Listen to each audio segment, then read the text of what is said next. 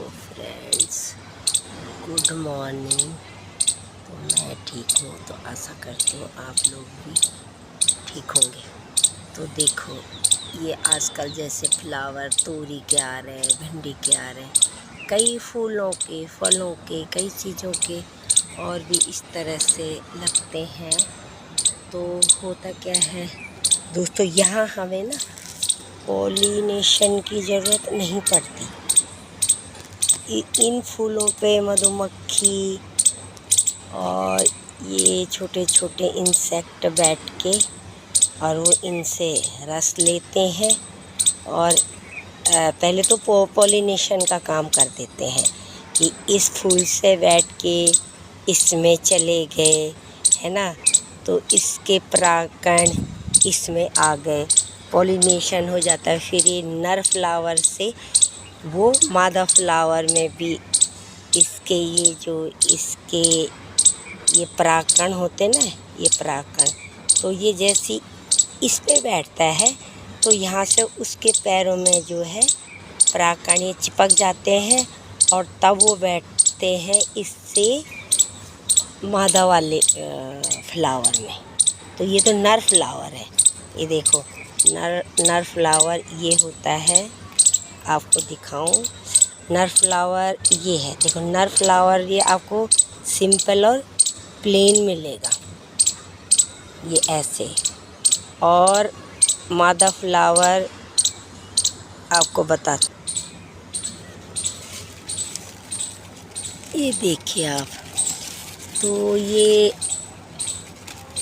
मादा फ्लावर ये था, ये जैसे ये बना हुआ था। तो अभी मुझे वैसे तो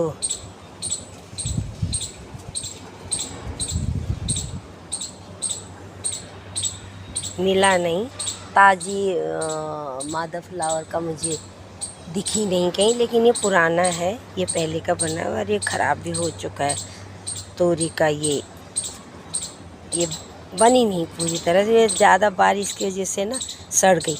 तो ये होती है ये मादा फ्लावर का, ये इसमें तो नर के परागकण इस पे चिपक जाते हैं, ये देखो। और मादा का तो ये ऐसे शेप बना रहता, मतलब तोरी के जैसी शेप उसमें मिलेगी और उसमें वो परागकण छोड़ देता और फिर इसमें फर्टिलाइज़र हो जाता है, फिर यह हमारा कोई भी फ्रूट बन जाता है।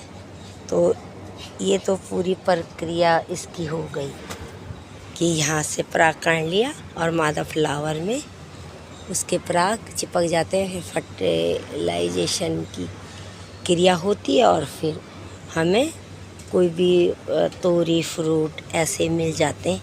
ये देखो, मुझे एक छोटा सा मिल गया है,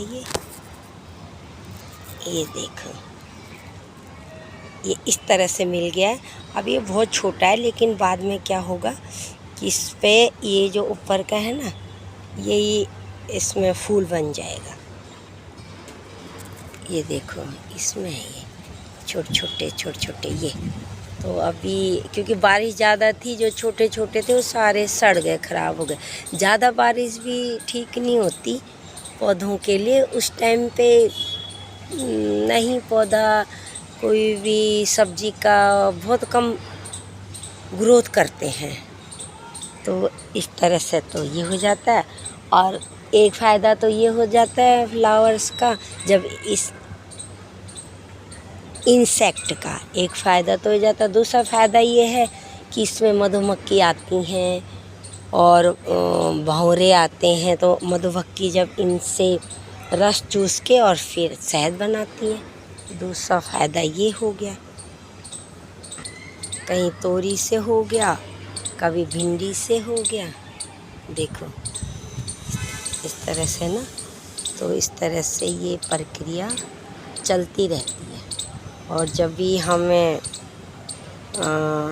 सब्जियां खाने को मिलती हैं और जब भी हमें शहद भी मिलता है, तो जब हम कोई भी इस तरह से कोई गार्डनिंग करते हैं, छोटे एरिया में हो चाहे गमलों में हो, छत पर टेरेस पे आपने किया हुआ है, या आप कोई जगह है वहाँ आप गार्डनिंग करते हो, तो उसके एक ही फ़ायदे नहीं होते कि आपको सिर्फ हाँ जी सब्ज़ी खाने को ही मिल रही है, ऐसा नहीं है। उससे आपको अनेकों फ़ायदे होते हैं। हमें तो सब्ज़ी खाने को मिलती है, लेकिन जो हमारे छोटे छोटे इंसेक्ट होते हैं, कीड़े मकोड़े होते हैं, उनको घर मिलता है। मधुमक्खी को भी फूल मिलते हैं और एक चक्र जो है ना, एक शुद्ध वातावरण तैयार होता है, एक हेल्दी वातावरण जो है तैयार होता है और कीट पतंगों को भी उनका घर मिलता है। तो जो भी हम इस तरह से ये काम करते हैं, तो इनसे हमें ही नहीं प्रकृति के छोटे मोटे कई कीट पतंगे चिड़ियाएँ इनको फ़ायदा मिलता है। तो गार्डनिंग करते रहिए, चाहे टेरेस पे गार्डनिंग हो या कोई आपको इस तरह से जगह मिल जाए वहाँ गार्डनिंग हो, तो गार्डनिंग करते रहिए और दूसरों को भी प्रेरित कीजिए। तो मिलते हैं नेक्स्ट वीडियो में। Thank you for watching.